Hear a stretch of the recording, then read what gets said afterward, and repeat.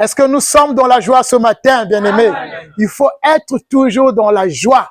J'ai toujours pris des exemples que je reviens souvent. Imagine quand tu es seul dans la maison. Quelle est ta motivation? Tu pries seul. Personne ne te pousse de chanter, de prier. Mais tu le fais volontairement. Alléluia. Amen. À plus forte lorsque tu es avec une sœur, avec un frère. Comment tu dois te tenir? Non pas seulement devant un frère, devant une sœur. Mais quand tu es bien-aimé sous la direction de l'esprit pour chanter ou pour écouter la parole, il faut toujours être dans la joie. Alléluia. Amen. La joie, pour nous les chrétiens, c'est pas quelque chose qu'on cherche.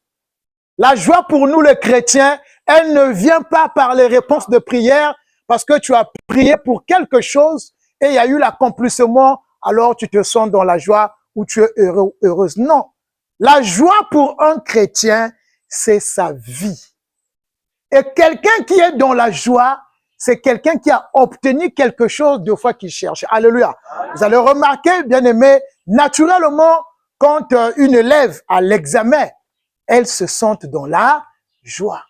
Ou si c'est une nouvelle, bien aimé, pour le boulot qu'on t'appelle, tu es dans la joie. Maintenant, quelle est ta joie en Christ? Mais je pense que tu as l'information de ce que Dieu a fait à travers Jésus-Christ. La vie qu'il t'a donnée. Tu dois être heureux, heureuse tous les jours. Tu dois exprimer la joie sur ça. Rien ne peut frustrer, bien-aimé, cette joie. Alléluia. Amen. Il n'y a rien et rien peut venir étouffer la joie que nous avons en Christ. Amen. Amen. Alors ce matin, nous avons un thème de fortification qui va nous parler, bien-aimé, le thème « Que peut-on offrir à Dieu ?» Alléluia. Amen. Que peut-on offrir?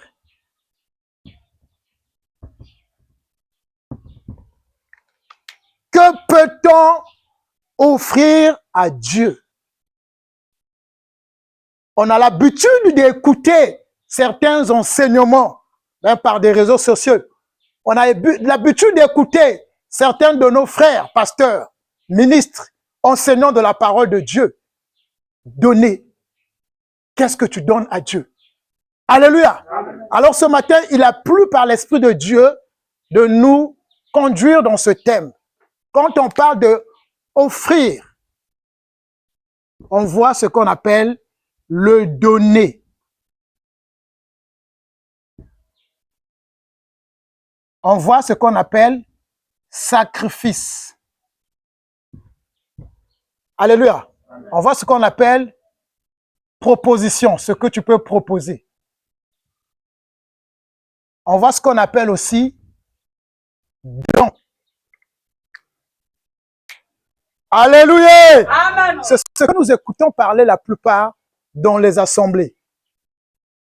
Qu'est-ce que tu veux donner à Dieu? Alléluia! Qu'est-ce que tu proposes à Dieu?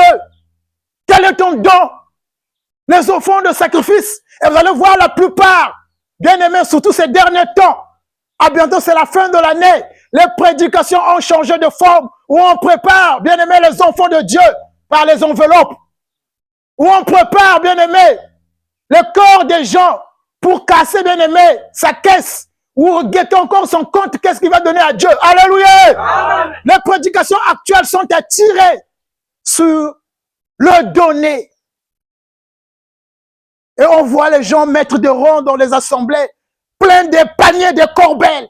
Et on voit là-bas, bien aimé, il y a des paniers de 100 000. Là-bas, il y a des paniers, bien aimé, de 200 000, de 1 million. Il y a des enveloppes qu'on dit qu'il va donner. Vous allez écouter, pendant ces 365 jours, Dieu t'a gardé pendant 365 jours. Qu'est-ce que tu vas donner à Dieu? Qu'est-ce que tu vas offrir à Dieu? Quel est le sacrifice? Ils vont même rappeler, bien aimé, ceux qui sont morts. Il y a des gens qui sont partis, mais toi, tu es vivant. Et les gens croient que peut-être que Dieu aime seulement toi, qui est resté vivant, celui qui est parti.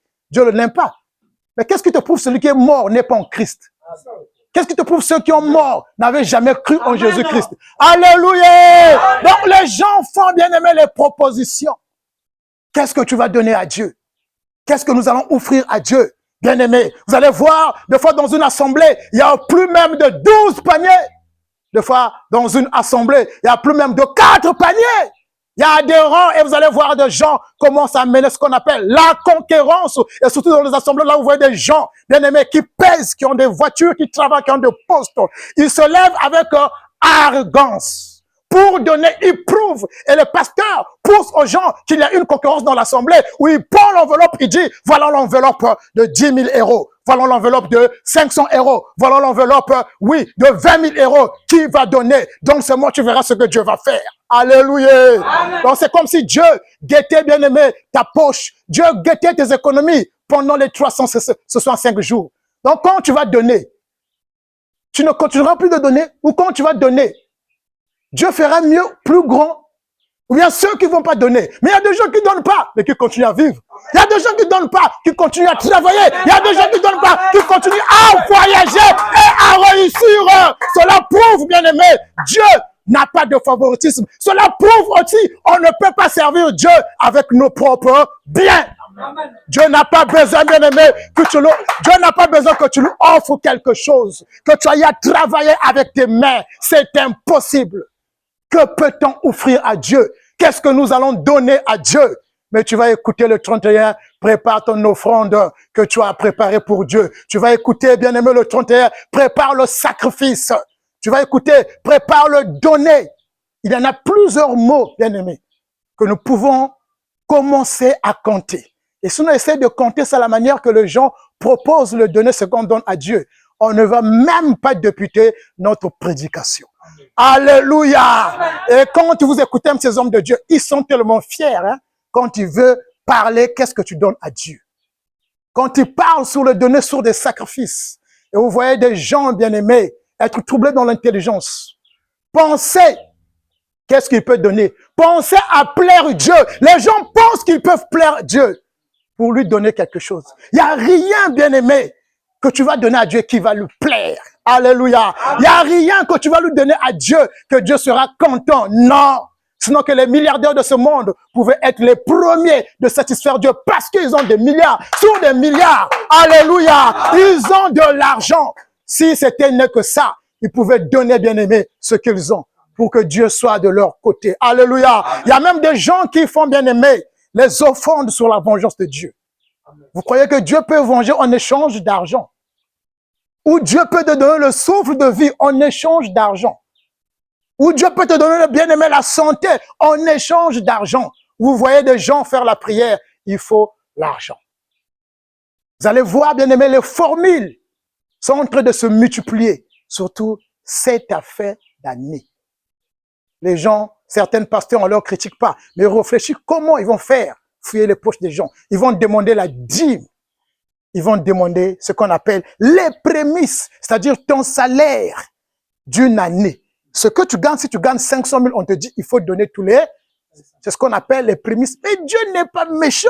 Si Dieu te fait ça, il devient méchant. Vous croyez que Dieu ne connaît pas nos calculs et les besoins que nous avons et des difficultés. Mais comment Dieu va parler dans la bouche d'un homme de donner tout ce que tu as gagné? Ça, c'est pas Dieu, bien-aimé. Amen. Ça, c'est pas Dieu est juste. Et Dieu nous connaît mieux que nous-mêmes. Dieu connaît même la chose que tu cherches avant que tu le désires.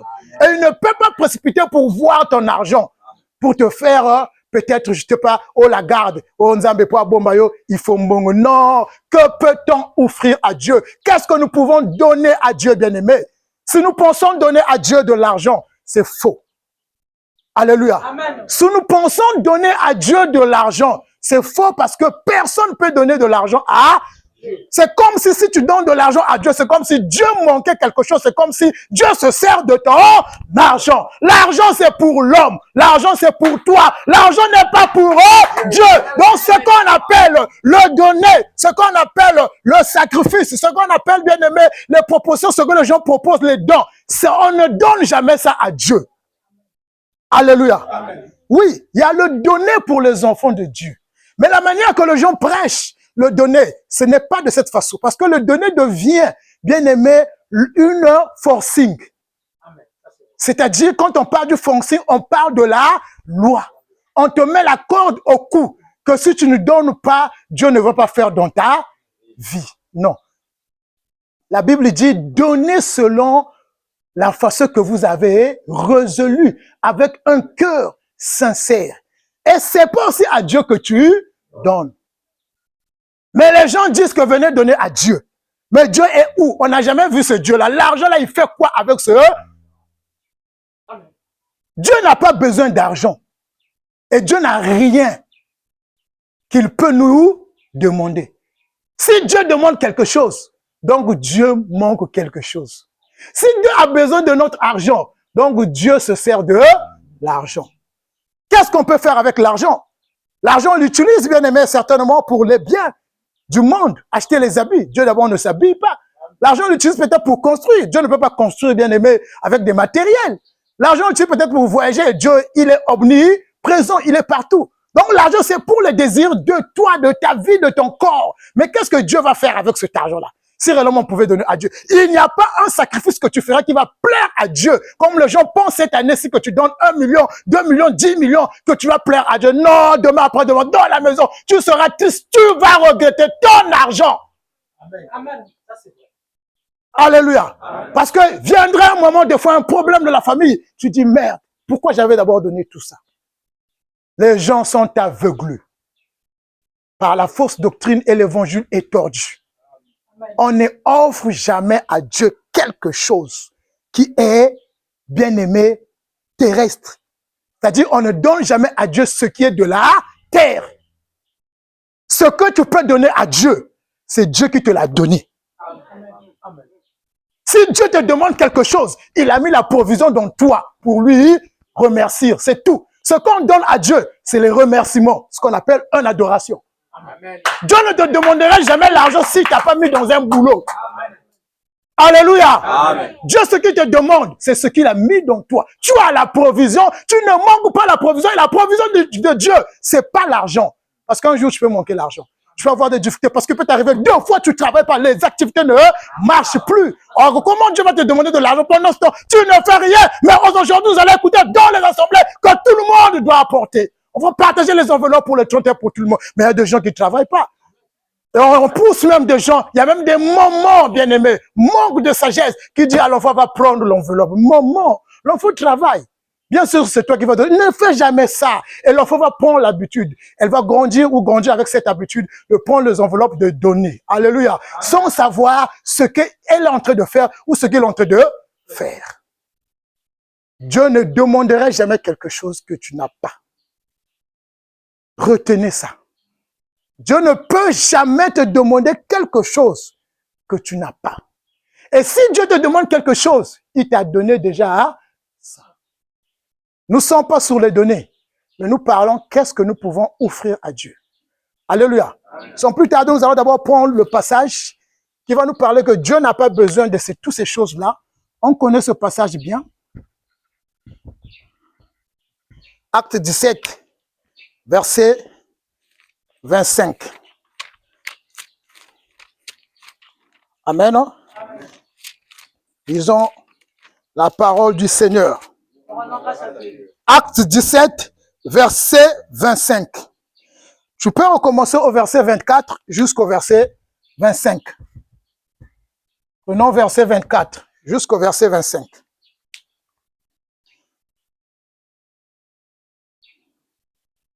Le Dieu qui a fait le monde et tout ce qui s'y trouve étant le Seigneur du ciel et de la terre, n'habite point dans les temples faits de mains d'hommes.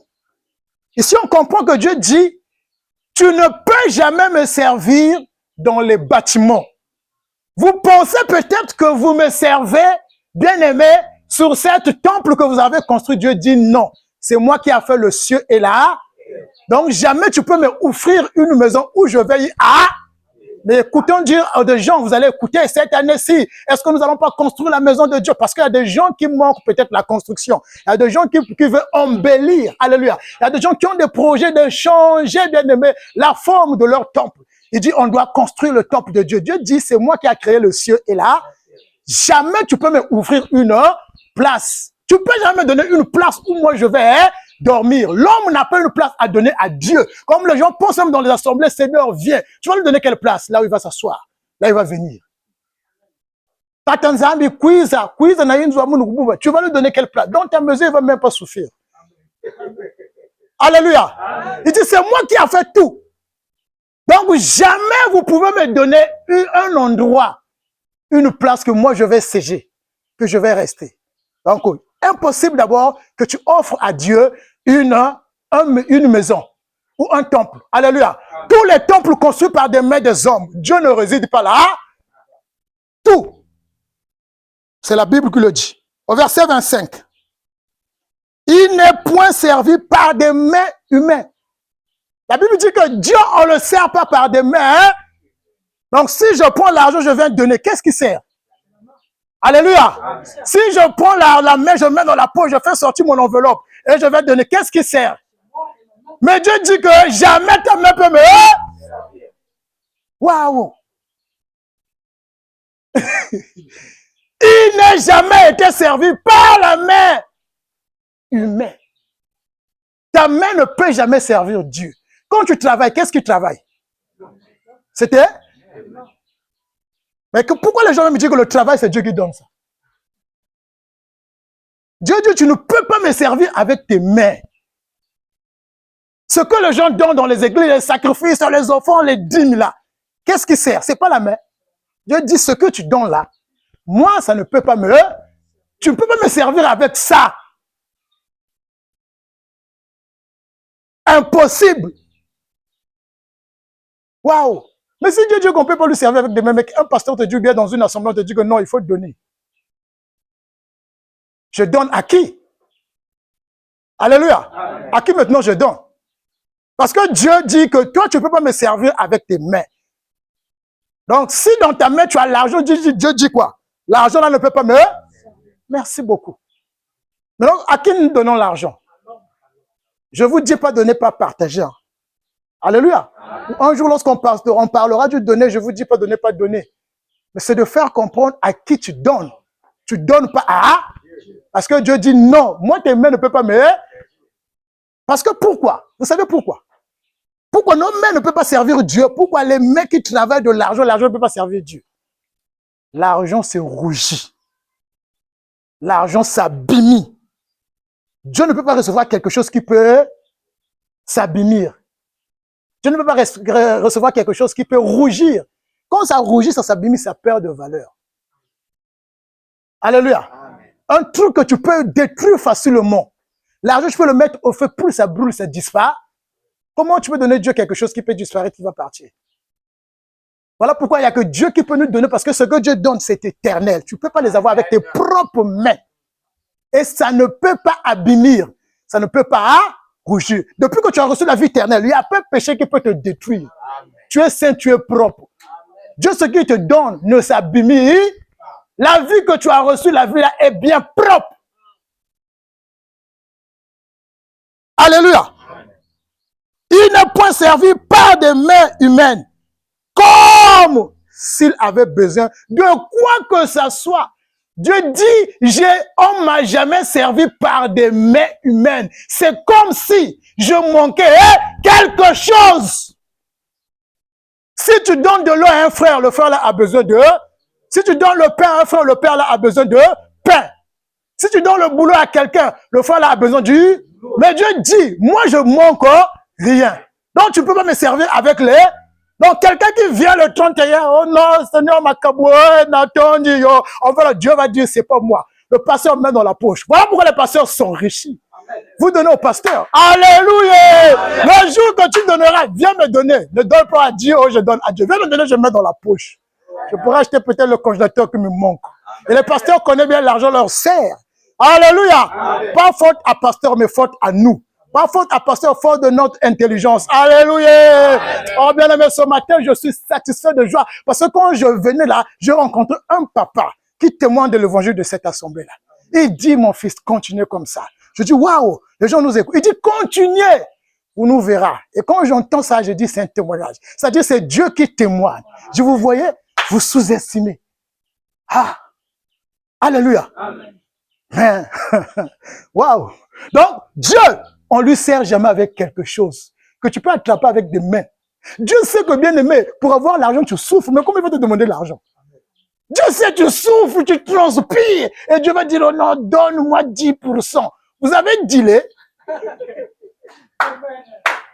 Alléluia. Les pasteurs bien-aimés et les assemblées transforment Dieu comme un dealer.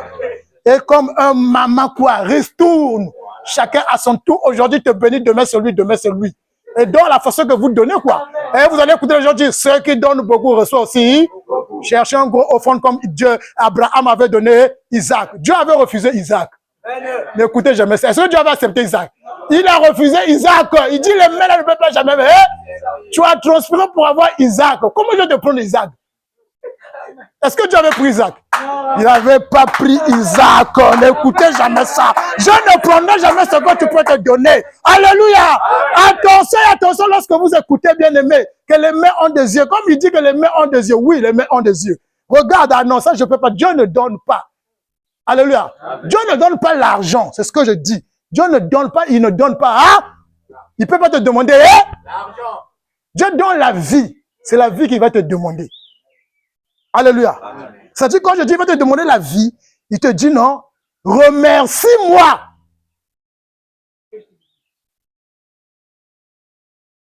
Comme s'il avait besoin de quelque chose. Waouh! Il ne peut servir par des mains humaines. Comme s'il avait besoin de quoi que ce soit. Quoi que ce soit. Lui qui donne à tous la vie, la respiration et tout. Je dis moi qui donne la vie. Je vous donne la respiration, vous respirez. Et je veux vous demander encore quelque chose. Mais le souffle là qui t'a permis d'aller traverser, c'est moi qui t'a donné. Ce qui est plus grand, je t'ai donné. Mais comment je vais te demander des choses qui te servent? Quelle enveloppe que Dieu va te demander? Quelle enveloppe? Toi, pour avoir l'enveloppe, là, c'est lui qui t'a donné la respiration, le souffle. Mais quelle enveloppe il va te donner? C'est moi qui donne la vie, le souffle. C'est moi. Voilà pourquoi il dit l'argent et l'or m'a. Le jour que nous allons rentrer un peu dans le donner, nous allons voir même dans l'Ancien Testament, il a refusé l'or et l'argent.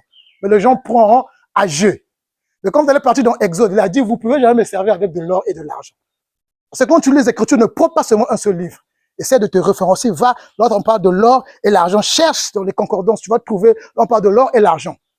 En Exode, il a dit, vous ne pouvez pas me servir avec l'or et quelqu'un te dit, l'or et l'argent appartient à Dieu. Mais si l'or et l'argent appartient à Dieu, il y en a beaucoup qui nous donnent ça. Mais c'est clair. Quelque chose qui appartient, moi je le donne encore. Moi je ne peux pas donner à Dieu l'argent. Parce qu'il a dit que ça lui appartient. Donc, pasteur, quand tu parles, il faut savoir comprendre de mots. L'or et l'argent appartient à Dieu. Qu'il nous donne maintenant l'argent et l'or. Parce qu'aujourd'hui, là, on sait qu'un riche, qui peut partager un riche? Mais tu peux lui faire un cadeau, mais pas l'argent. Tu sais qu'il a l'argent. Alléluia. Tu sais qu'il a l'argent. Des fois, quand tu apportes quelque chose, le riche te dit, non, mais pourquoi tu as fait tout ça? Ça, c'est l'or. Maintenant, Dieu. Quand tu es avec l'argent, Dieu dit, mon fils, réfléchis bien. Pourquoi tu veux mettre beaucoup d'argent dans l'enveloppe là? Tu donnes ça à qui? Conflit, peut-être il y a un frère qui est dans le besoin et le genre, il oublie même un frère qui avait demandé quelque chose. Il y aura des moments aujourd'hui qu'il ne va plus partager parce que c'est qu'il a reçu l'enveloppe de la fin de l'année. Parce qu'on a dit, qu'est-ce que tu vas donner à Dieu? Qu'est-ce que tu vas offrir? Un gros truc, maman commence à réfléchir. Quoi? Tu veux servir Dieu avec de l'argent? On ne sert jamais Dieu avec l'argent. Impossible. Dieu ne manque de rien. Et rien peut manquer à Dieu. Ce qui est plus grand, c'est le souffle qu'il nous donne. Maintenant, qu'est-ce qu'il va te demander? Voilà pourquoi Dieu intervient sur la vie qu'il a mis dans nous. Alléluia. Il ne peut pas intervenir sur autre chose que ce qu'il t'a donné.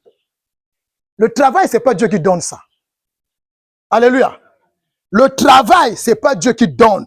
Jamais Dieu va intervenir que tu manques le travail que Dieu fasse. Même s'il y a des hommes de Dieu qui prient et que tu as un travail, je dirais que le témoignage là est faux. Quelqu'un, même s'il ne mettait pas au monde, il met au monde quelqu'un, on voit des témoignages. Je vais lui dire, n'amène pas Dieu dans les affaires où quelqu'un ne manque cette affaire, mais Dieu a seulement fait chez l'autre. Comment toi tu viens de témoigner, Dieu m'a rendu directeur, je roule dans la voiture, on écoute des pasteurs, hein, qui expliquent leur vie. Ça c'est l'orgueil. Quand j'ai commencé, c'était en Christ. On ne raconte pas jamais la vie du. On est l'homme nouveau. Parle maintenant de ta nouveauté de. Quand tu dis, oh, moi, comme ça, j'ai commencé comme ça. Et les gens sont attentifs de suivre l'histoire là parce qu'il y a des gens qui souffrent. Non, tu ne rejoues pas le cœur des gens. Ce que tu as traversé, tu veux que ça soit l'expérience pour tout le monde. L'expérience de Moïse n'est pas ton expérience. L'expérience du peuple d'Israël qui ont traversé le désert. C'est pas ton expérience. Tu ne traverseras jamais le désert dans ta vie. N'écoute jamais ça. L'expérience d'Élie, c'est pas ton expérience. Ton expérience, c'est en Christ. Alléluia.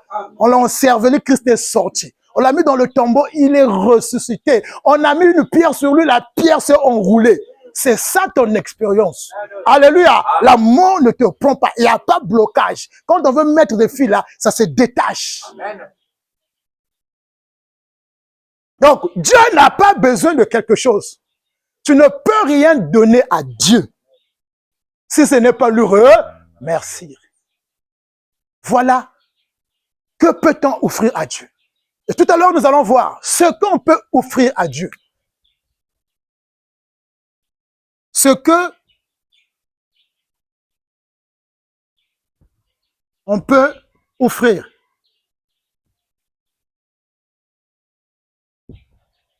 Ce qu'on peut offrir à Dieu.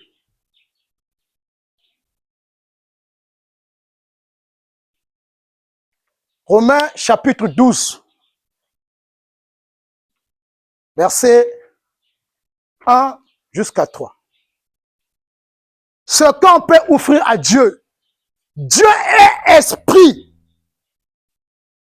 Dieu est esprit. Est-ce que l'esprit a besoin de l'argent? Alléluia. Amen. Dieu est esprit. Christ a dit dans Jean 4, Dieu est esprit. Mais je ne pense pas si un esprit a besoin des habits. Alléluia. Amen. Un esprit n'a pas besoin des habits. Donc je ne pense pas que si Dieu c'est un esprit, que Dieu peut te demander les choses qui servent le corps. Parce que l'argent sert le corps. Si on a fait des tôles là, ça sert quoi? Notre corps. Pour que quand il y a la pluie, qu'on ne se mouille pas. Quand il y a le soleil, qu'on ne sent pas cette heure, qu'on peut continuer à écouter la parole de Dieu. Mais ce n'est pas pour Dieu. Dieu même, la pluie peut te dire prêche pour toi. Mais vous allez voir, il n'y aura pas la voix. Parce que quoi? Les flottes vont vous empêcher que la voix a son temps. Voilà pourquoi il faut faire ça pour toi et moi. Ce n'est pas pour Dieu. Dieu, c'est un esprit. Tu ne peux jamais lui servir avec tes biens. Si on te dit que donne à Dieu, je donne quoi? L'argent. Si on te dit que achète les ciments, donne à Dieu pour la maison de Dieu, c'est faux. Parce qu'on ne construit jamais Dieu la maison, on ne donne jamais Dieu de l'argent. L'argent, on se sert pour acheter la nourriture, manger les habits, construire. Mais Dieu n'a pas besoin des habits et construire. Voilà pourquoi il ne peut pas te demander aussi l'argent. L'argent, c'est pour toi. Il faut faire très attention. Parce que le 31 décembre, les gens vont sortir l'argent dans les assemblées. Alléluia. Mais pas ici, hein. Amen, hein. Pas ici. Ici, on ne donne pas l'argent à Dieu. Ici, le jour que tu donneras l'argent, on te dira, tu donnes ça à qui? Pas à Dieu. Tu donnes ça à un frère, à une sœur. Alléluia. Parce que c'est lui qui porte la même peau que toi. Toi, tu as le besoin de la peau, lui aussi, il a besoin de la peau. Voilà pourquoi le pasteur, il est content quand tu vois les enveloppes, les danses. Louange! Parce que moi, les enveloppes pour rentrer là, ça va lui servir. Alléluia! Ça va lui servir. Il dit, chantez, chantez. Là, c'est l'argent qu'il nous voit. Là. Oh, mettez debout, mettez. Quand tu vois, c'est bon, là, c'est rempli. Même tu n'as pas donné de danse maintenant. Mais si les gens ne donnaient pas, ils ne devaient pas dire de danser. Il va dire, hey, levez-vous pour venir donner. Les gens forcent à donner. L'homme ne donne plus comme il a résolu de son cœur. Ça, c'est la loi. Ça, c'est la loi. Et en Christ, on n'a pas la loi. Alléluia. Imaginez un peu, les gens ne travaillent pas, mais on vous dit de donner 50 000, 50 000. Mais tu vas voir ça. Parce que Dieu est juste. Alléluia. Amen. Dieu est juste. Dieu ne peut jamais faire des choses injustes. Il connaît dans l'assemblée lesquels travaillent, lesquels ne travaillent pas. Mais quand toi, des fois, tu ne trouves pas de l'argent pour donner, on te dit, comporte, toi, le souffle de vie là, le souffle de vie que Dieu te donne, tu n'as jamais donné. C'est comme si tu achètes le souffle de vie avec 10 000. Le souffle de vie n'a pas un prix. Même des milliardaires n'ont pas pu acheter le souffle de vie. L'oxygène n'achète pas le souffle de vie. Parce que l'argent ne ment pas, les gens achètent. Mais les gens partent, ils meurent. Waouh! Qu'est-ce que nous pouvons offrir à Dieu? Qu'est-ce que nous pouvons donner à Dieu? Tu dois comprendre, on ne donne jamais, il n'y a pas un sacrifice. Alléluia. D'abord, dans l'Ancien Testament, les gens donnaient des sacrifices. Dieu a dit quoi? Il n'a pas agréé des sacrifices, des moutons. Si quelqu'un dit dans l'assemblée, donner des sacrifices, s'oublier un combo. Ça disait pas de Dieu, il y a des mystiques, frère. Mais Dieu, dans l'Ancien Testament, les sacrifices, c'était le combo. Alléluia. Amen. Donc, oui, on ne donne pas jamais ça. Parce que quand les gens parlent de ça, va dans l'Ancien Testament, tu vas voir. Alléluia. Le sacrifice là-bas, quand tu lis Lévitique 11, 17, tu verras ce qu'on donnait à Dieu. Les moutons, les légumes, les mangues. Va lui donner ça. Tu as dit, le pasteur va dire que non, le frère là, c'est un sorcier. Comment il met ça?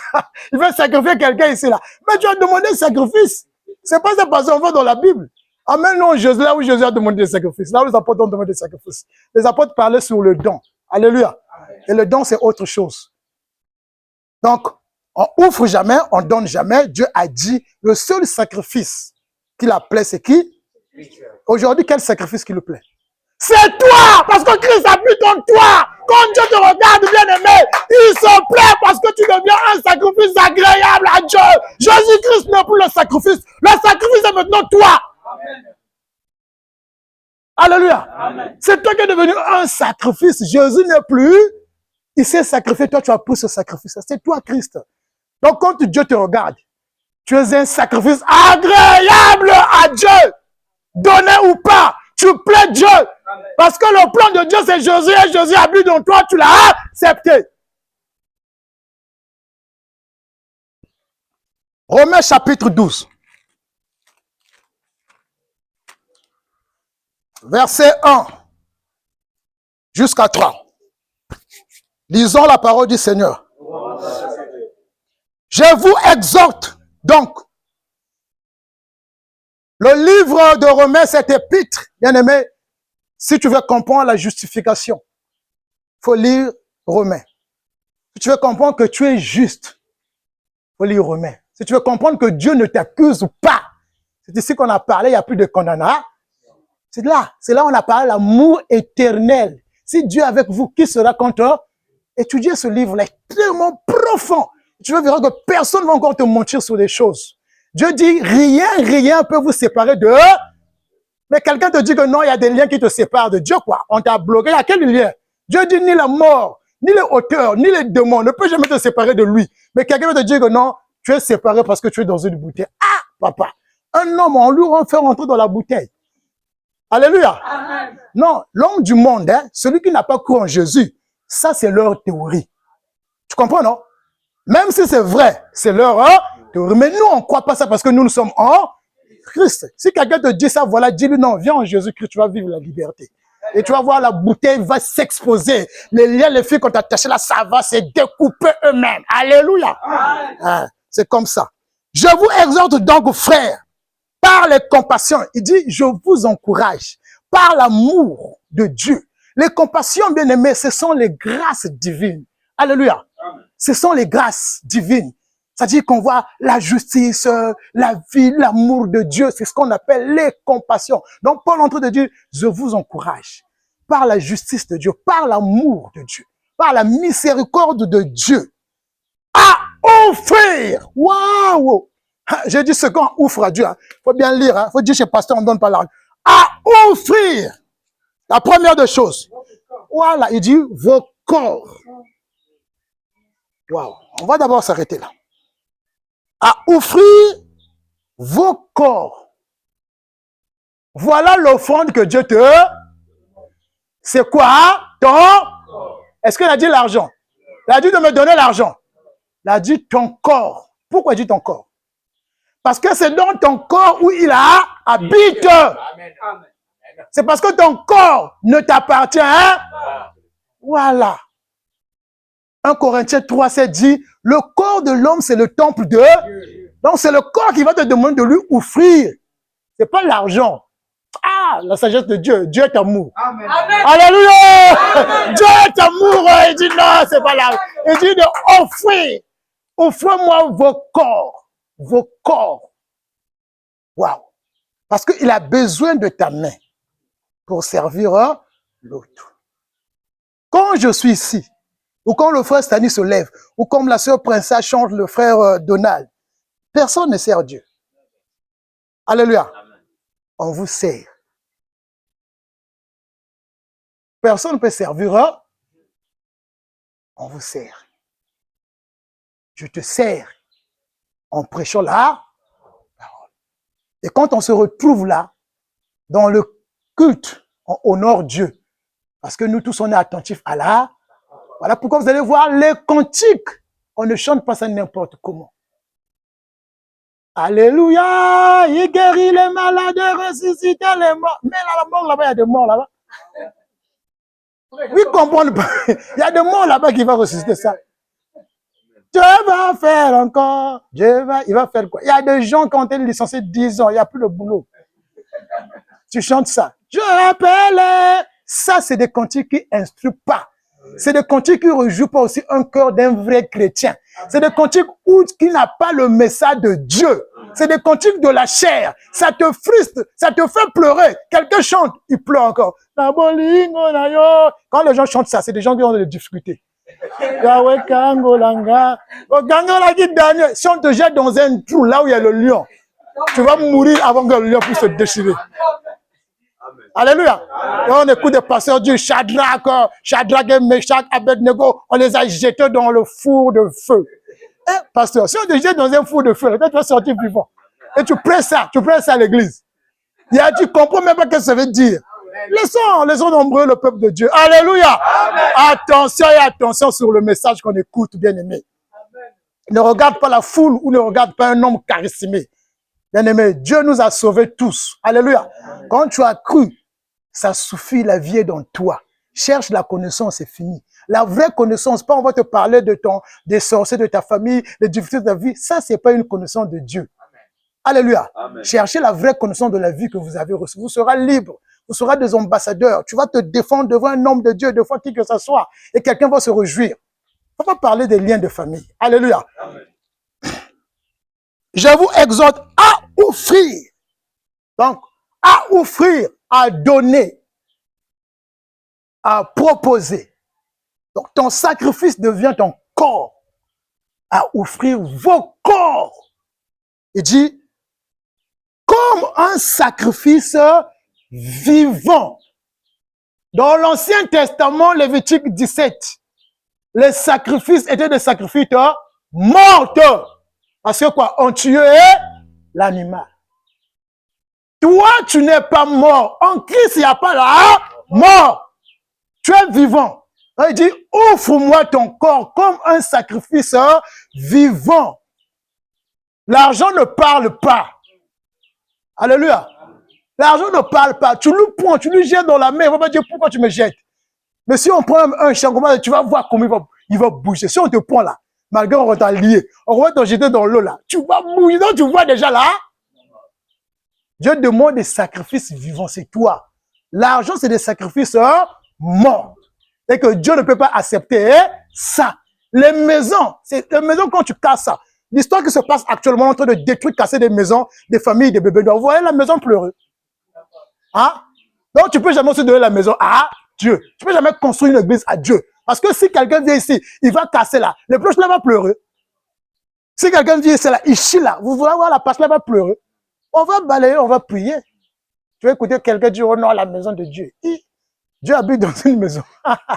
Alléluia. Donc, ce corps ouf, il dit, comme un sacrifice agréable, comme un sacrifice, c'est le corps qui devient un sacrifice. Vous voyez? C'est le corps qui devient un sacrifice. Qui est quoi? C'est le corps qui est maintenant agréable. Hein? Voilà. C'est le corps qui est agréable à Dieu. Alléluia.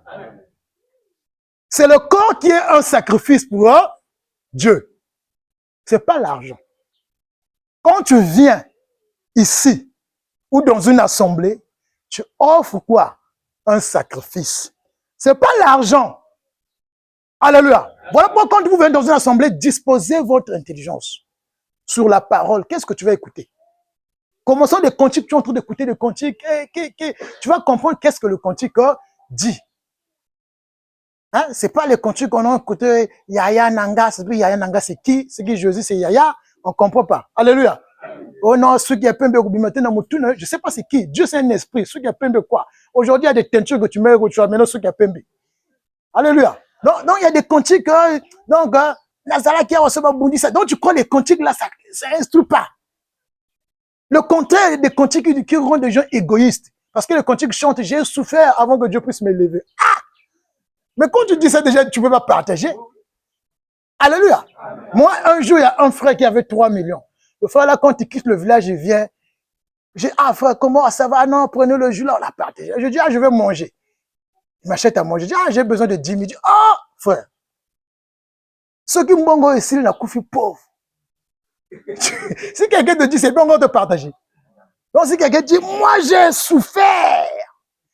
Vous pensez que cette église pour être comme ça, là, je rentrais dans les jeux. Mon frère, il va vous dominer. Tout ce qu'il va vous dire, vous allez faire ça. Si quelqu'un dit que moi, je partais jeûner.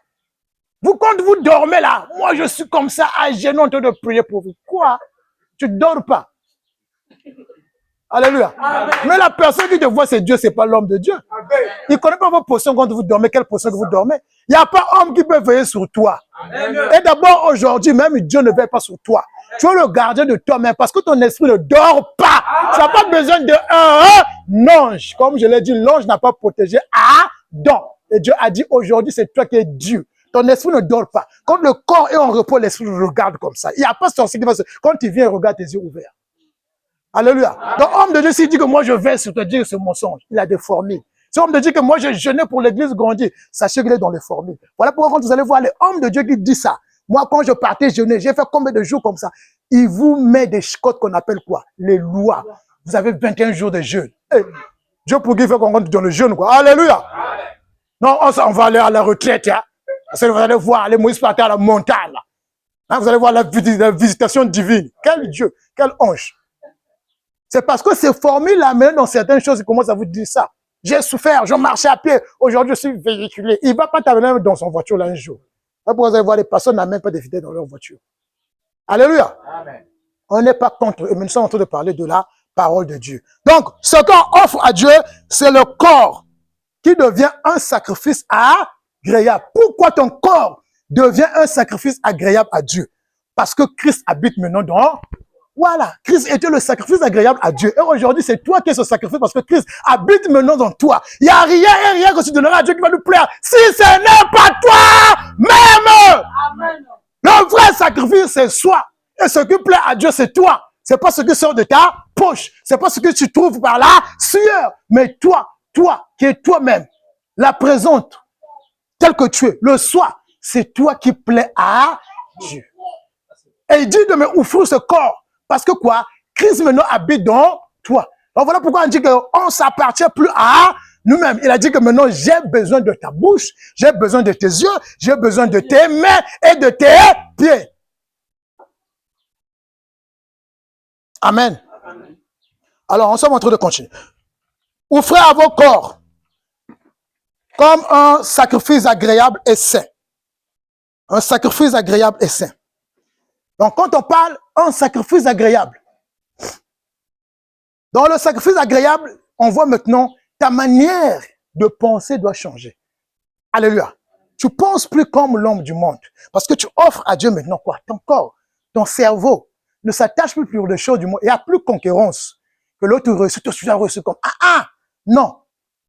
Quand l'autre fait aussi, toi aussi tu dois faire. Mais il n'y a pas ta manière de penser. Ça, tu ne penses plus comme le monde. C'est ça. Un sacrifice agréable. Tu penses maintenant selon la parole de Dieu. Alléluia. Donc, un sacrifice agréable. Il continue à dire à Dieu. Donc, ce sacrifice qui est agréable, tu le offres à qui? Voilà. Donc, l'argent n'est pas agréable. Parce que l'argent, j'ai dit, c'est un sacrifice mortel. L'argent ne parle pas. Ici, il a dit, offrez à Dieu un sacrifice vivant. Alléluia. L'argent respire. Mais pourquoi pasteur dit que donner l'argent à Dieu? Ce qu'on offre à Dieu, c'est ce qui est vivant. C'est toi. C'est agréable à Dieu qui sera de votre part un culte raisonnable. Voilà. Il dit, ça sera quoi? Un culte. Si vous comprenez, qu'est-ce qui est un culte raisonnable? Un culte, d'abord, ce n'est pas comme l'ensemble qu'on a l'habitude de faire. Vous venez dans une assemblée, vous voyez, il y a des cantiques, des louanges, la prédication. C'est pas un culte. Ça, c'est l'homme qui a fait ça. Alléluia. Ça, c'est pas le culte. Bien, on peut le dire, oui. C'est un culte, tout en ensemble. Mais le culte agréable, si vous comprenez, il dit, offrez à Dieu. Il dit quoi? Offrez vos corps comme un sacrifice agréable à Dieu. Ce qui sera de votre part, quoi? Ce qui sera de votre part un culte. Voilà, donc le culte, c'est quoi? Merci! Le culte, c'est le sacrifice. C'est quoi? C'est ton corps. C'est ton corps, bien-aimé, qui est le culte de Dieu. Dans l'ensemble, c'est pas la présence, les cantiques qui lui plaît, mais c'est toi qui plaît. Ah! C'est ça le culte. Et le culte, c'est quoi? Le culte, c'est l'adoration. L'adoration, c'est quoi? C'est un service. Donc quoi? Mon culte, comme le culte c'est moi, le corps là doit servir Dieu. Donc ma manière de penser, ça doit changer. Quelqu'un m'insulte, je ne réponds pas. Quelqu'un parle mal de moi, je ne suis pas comme lui. Alléluia. Amen. Tu supportes, tu pardonnes. Ta manière de marcher, ça change. Quelqu'un te dit, on va dans le... Tu ne vas plus. Parce que quoi? Les membres commencent à servir Dieu. Ce qu'on appelle un culte agréable. Le culte, c'est pas quand un pasteur vient, je me lève avec le micro, je parle le gros français, après, je finis chanter. Ça, c'est pas un culte. Alors, mais quand je quitte, après vous, comment je me tiens? Vous croyez que donc Dieu nous regarde seulement quand nous sommes dans l'ensemble? Mais sinon, il y aura beaucoup de monteurs. Alléluia. Amen. Sinon, il y aura beaucoup de monteurs. Non, le culte de Dieu, ce n'est pas un ensemble bien-aimé d'un groupe de chrétiens. Le culte de Dieu, c'est toi. Rends le culte présent partout là où tu vois. Partout là où tu vois, bien-aimé, tu es un culte. Les gens vont suivre le culte à travers ta marche. Les gens vont suivre le culte à travers ta manière de parler. Les gens vont suivre le culte à travers, bien-aimé, tes actions, tes actes. C'est ça le témoignage, c'est ça le vrai culte. Alléluia. Quand tu sortiras aussi, bien-aimé, tu es un culte. Le gens regardera des bonnes œuvres en toi. Je vais écouter des bonnes paroles. C'est pas ce que lorsqu'on se retrouve. Parce qu'en se retrouvant, les gens peuvent se camoufler. Alléluia. C'est pas peut-être quand je me lève, je peux bien me masquer aussi. Un pasteur peut bien se masquer parce qu'on écoute aujourd'hui des faux enseignants, mais que conduit des groupes bien-aimés, des saints, des pasteurs. Alléluia. Tu es un culte. C'est agréable. Le culte, c'est ton corps. Le culte, c'est toi. Le culte, ce n'est pas les cantiques. Voilà pourquoi vous avez compris. Le cantique, c'est un service. Celui qui chante, c'est celui qui est un culte. Parce que quoi? Quand tu chantes, il édifie la... Moi qui prêche, c'est moi qui est devenu un. Quand je prêche, j'édifie quoi? L'assemblée. Quand je partage, c'est un culte. Je sers. Je pose des bonnes heures. Ce que sera de votre part un culte raisonnable. Un culte raisonnable, ce n'est pas un culte où vous allez écouter des belles voix, la musique des instruments. Ah, le culte était vraiment l'onction de Dieu était descendu. L'onction de Dieu ne descend pas. Il demeure dans toi éternellement. Alléluia. Ce n'est pas tes cantiques qui fait descendre l'onction de Dieu. Non, non, c'est faux. Le culte, bien aimé, ce n'est pas des fonctions de partie lorsqu'on est dans l'ensemble. La prière, la prédication, les cantiques, après, à la fin, il y aura des quêtes. Ça, c'est pas un culte. Un culte est spirituel. Et vous allez voir, tout ce que Dieu est en train de demander, c'est des choses spirituelles. Il n'y a pas de choses charnelles. Il n'y a rien que tu peux lui refuser. Qu'est-ce que tu vas lui refuser? Mais moi, je pense que l'argent, aujourd'hui, tu peux avoir un problème à la maison, tu vas payer le corps de l'enfant. Lorsqu'on demande 10 000 fois, tu dis non, moi, je ne vais pas te donner parce que l'enfant fait quoi? Je vais priver l'enfant pour ne pas aller à l'école. Mais si Dieu te demande aujourd'hui ton corps, mon frère, tu ne vas pas refuser le corps. Hein? Et Dieu te dit la main ne doit pas voler. Et on va me couper la main. Tu dis à Dieu, prends la main là, prends la main là. Alléluia. Donnons les yeux à Dieu. Alléluia. Donnons les oreilles à Dieu de ne pas écouter des choses vaines qui n'instruisent pas. De ne pas avoir des regards braqués sur ce que nous n'avons pas. Donnons l'intelligence à Dieu afin qu'elle soit renouvelée à tout temps à travers la parole de Dieu. Que nous ne soyons pas contaminés avec le monde. Alléluia. Donc, ce qui sera de votre part un culte raisonnable. J'étais au culte. Mais quand on a samedi là, j'étais au culte, maintenant tu es qui? Alléluia. Tu es qui? Le culte, j'étais à l'église. Hein? J'étais à l'église, non, waouh, c'est bien. Donc un culte raisonnable. Dieu dit, ce qui me plaît est raisonnable, c'est toi. Alléluia. C'est pas l'argent qui plaît à Dieu, comme le ton que vous allez écouter là, Makaboué. Oh, maman, oh, ya pesaga nabo lamu, na esengo. Maman Nathalie. Oh, tu vas voir, il y a des dédicaces. Ah, les gens dédicacent Dieu, quoi. Dédicace. Et on va dédicacer même Dieu, quoi. Dieu est grand, il a fait des choses dans ta vie. Dieu merveilleux, Dieu de miracles. Il a, maman, comment est-ce qu'on appelle ça? Les protestants appellent ça les Ntsinsani. Ici, dans les assemblées de réveil, on appelle ça plus, quoi? Non, les actions de grâce. Les actions de grâce, quoi. Les enveloppes, les actions de grâce. Parce que Dieu a fait dans ta vie. Hey, mais il y a des docteurs bien aimés qui ont opéré de gens. C'était compliqué. Pourquoi tu n'as pas donné l'action de grâce chez lui? Hein? Il y a des moments qui étaient enceintes de sœurs. Baban Vandek ou Balouka, la tête était maintenant en haut, hein? Les pieds en bas. Mais à l'hôpital, je ne sais pas comment ils ont fait, ils ont incliné maintenant la tête de l'enfant. Mais qui va donner les actions de grâce chez lui? Alléluia. Amen. Les actions de grâce, ce n'est pas des efforts. Ce n'est pas des enveloppes, ce n'est pas l'argent. Les actions de grâce, c'est quoi? L'action de tes lèvres. Remercier Dieu. Voilà pourquoi j'ai dit, tout ce que Dieu peut te demander, c'est ce qui t'a donné le corps. Qui t'a mis l'esprit que tu fais, qui fait vivre le corps. Maintenant, qu'est-ce que tu vas lui refuser? C'est le corps. Moi, je pense qu'en Christ, il n'y a pas des égoïstes. En Dieu, on n'est pas des égoïstes. Pas comme les gens disent que non, je suis égoïste pour l'argent. Je ne donne pas l'argent à Dieu. Alléluia. Amen. Je vais regarder les orphelins, je leur donne. Ils sont dans le besoin. Mais Dieu, là, il a tout. Même Dieu, il a tout là. Alléluia. Amen. Donc, ce que fera de votre part un culte raisonnable. Un culte raisonnable, retiens, c'est pas se rencontrer, retrouver avec des gens. C'est pas que je viens là, ah, l'homme de Dieu, tu as approché avec l'onction, hein, parce que les gens sont tombés là, tout le culte était bien. Non, ça c'est de la tromperie. Ça c'est la tromperie. Un culte, c'est toi. Retiens, tu dois rendre un culte raisonnable à Dieu partout où tu vas. C'est toi qui es un culte.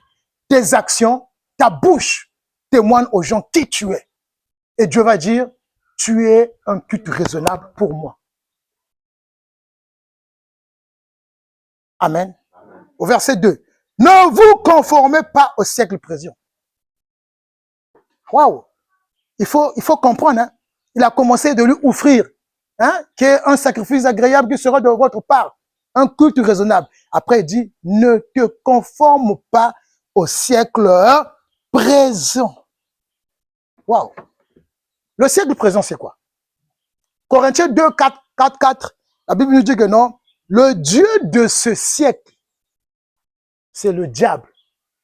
Il a aveuglé l'intelligence des gens.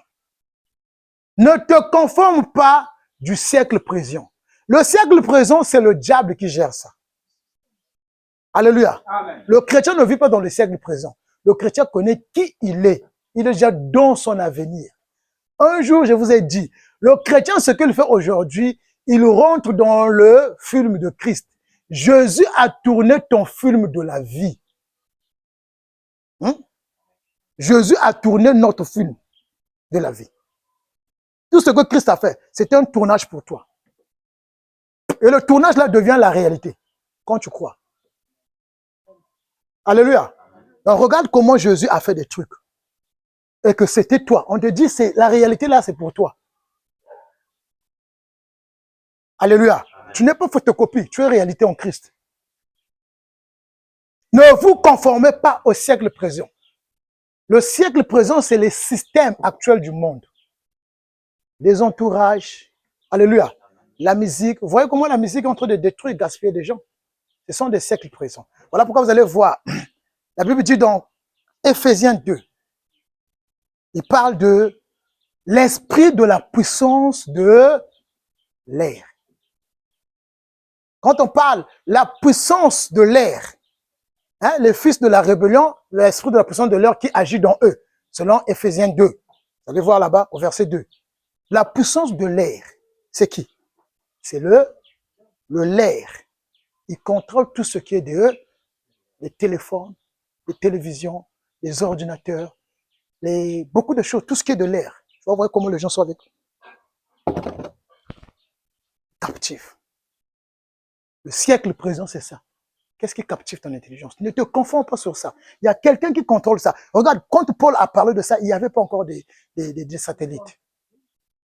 Mais il a dit, attention, l'esprit de la rébellion qui agit, l'esprit de la puissance, l'esprit du prince de la puissance de l'air qui agit sur les fils de la rébellion. La vraie guerre que nous avons aujourd'hui, là, c'est la captivation de la mémoire, de l'intelligence des gens par les ordinateurs, par les téléphones. Il t'arrive des fois à faire 1 heure de temps, 2 heures de temps. La télévision. Même nos parents ne suivaient pas la télévision comme ça. Il y avait des choses essentielles qui suivaient. Parce que quoi? Ils contrôlent. C'est ça qu'on appelle le siècle présent.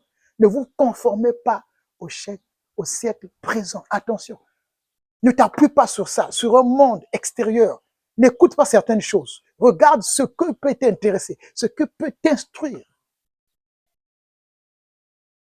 Ne vous conformez pas au siècle présent, mais soyez transformés par le renouvellement de l'intelligence. Il dit, soyez transformés. Soyez transformés. Jésus-Christ, bien aimé, quand vous allez lire Matthieu 17, on parle de la transfiguration. Jésus est monté avec des Pierre et Jean. Il commençait à prier à la fin. La Bible décrit que non, il y a eu quoi? Une transfiguration. C'est-à-dire Christ devient toute une lumière. C'est-à-dire il a révélé sa divinité de l'extérieur. Donc, cela veut dire quoi? Le chrétien doit montrer qui il est. Ce qu'on appelle l'identité chrétienne. Tu dois montrer. C'est pas l'extérieur qui prouve l'intérieur. C'est l'intérieur qui doit prouver l'extérieur. Donc, il faut démontrer ça. Il faut démontrer envers les gens. Il faut démontrer sur ça. Mais soyez transformés par le renouvellement de l'intelligence. Donc, l'intelligence doit changer. Soyez transformés. Qu'il y ait maintenant quoi? Un changement. Tout ça, c'est un culte raisonnable. Alléluia. Donc, quand tu commences un sacrifice, comment le sacrifice devient agréable? Normalement, tu vas prendre d'abord le verset 3. Alléluia. Ne te conforme pas au siècle présent afin que tu sois un culte raisonnable pour Dieu. Donc, ton intelligence doit changer. Ce que tu gardais plus doit être renouvelé à travers la parole. Donc, le renouvellement de l'intelligence dans nous. À quoi l'intelligence s'attacher? Sur quoi? Sur quelle chose? Et donc, la parole n'est pas pour l'esprit. Comme dans certaines églises, on entend parler, on connaît ici là, que Madia qui me pève, l'esprit ne mange pas. Alléluia. Quand les gens parlent qu'on a bloqué ton esprit, mange quoi dans la marmite, là bien dans la bouteille? La parole n'est pas pour l'esprit. Le renouvellement de l'intelligence, cela veut dire quoi? La parole est pour ton intelligence. Dieu, quand il a sauvé l'esprit, il n'a pas sauvé quoi? Ton intelligence. Parce que quoi? Tu as un corps. S'il transforme ça aussitôt, tu deviens comme robot. Il va te téléguider et tu ne seras pas d'accord sur certains besoins. Vous croyez que le robot, si c'est un être humain, il sera d'accord? Parce que des fois, l'enfant lui joue. Mais Dieu ne peut pas nous téléguider. Impossible. Donc, la parole, c'est pour l'intelligence. Un culte raisonnable. Ce que tu veux offrir à Dieu, ouvre ton intelligence à Dieu. Ton corps, c'est là où se trouve quoi? Ton intelligence. Ce que tu vas offrir à Dieu. Le renouvellement de l'intelligence vient à travers la parole. Sans renouvellement de la parole, l'intelligence n'est pas renouvelée. L'intelligence s'attache toujours sur des anciens souvenirs, sur des choses que tu as connues, sur des actuels qui t'attirent. Ça va s'attacher sur ça. Et renouveler votre intelligence, c'est d'écouter la vraie parole de Dieu. De ne plus croire qu'on peut te lier. De ne plus croire que tu es bloqué. De ne plus croire que si tu ne donnes pas, Dieu va pas te bénir. Comme quelqu'un dit dans Malachie, la plupart, quand vous ne donnez pas, il y aura des sauterelles qui viennent sur vous. Quel est ce Dieu-là? Moi qui est son fils, je ne lui donne pas. Il m'envoie encore les sauterelles, le diable. Donc Dieu avec le diable, ils fonctionnent ensemble. Hein? Ah, 17 fois 20.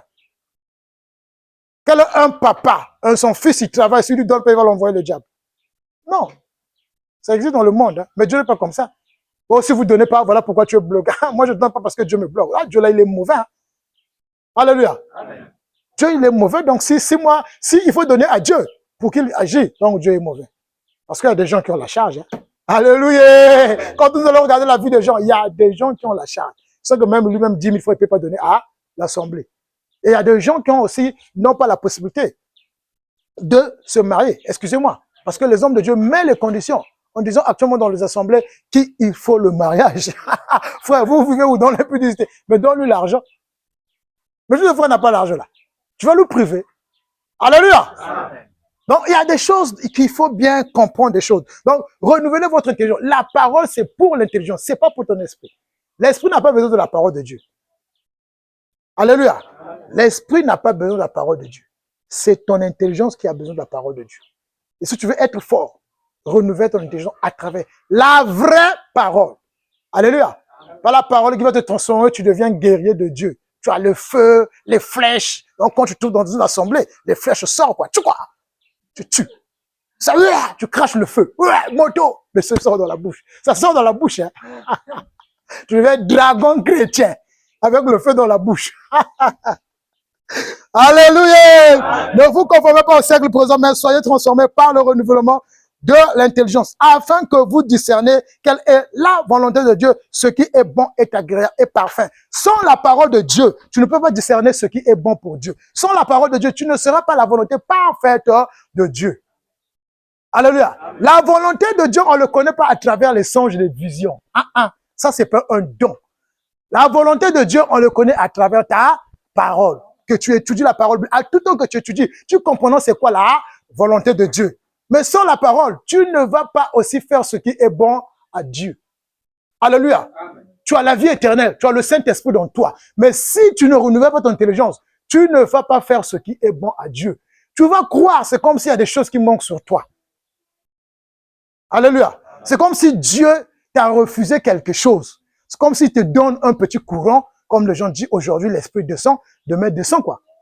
C'est comme si tu plais. Et là, regarde les gens là qui font des choses comme ça, c'est comme s'ils ne plaisent pas à Dieu, quoi.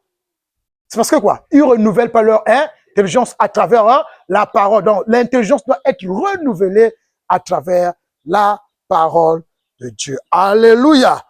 Alors, bien-aimés, ce matin, nous croyons que nous allons s'arrêter par là pour cette petite exhortation qui nous a fortifiés. Alors, nous allons acclamer la parole. Nous allons acclamer.